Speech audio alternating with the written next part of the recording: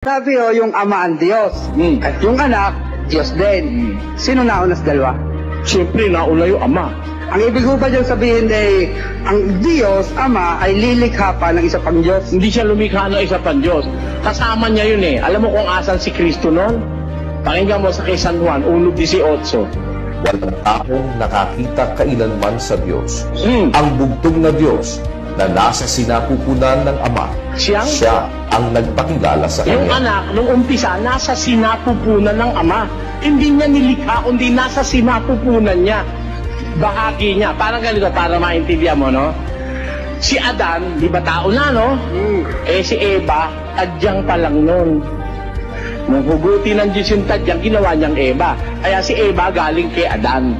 Parang yung anak nasa sinapupunan ng Ama.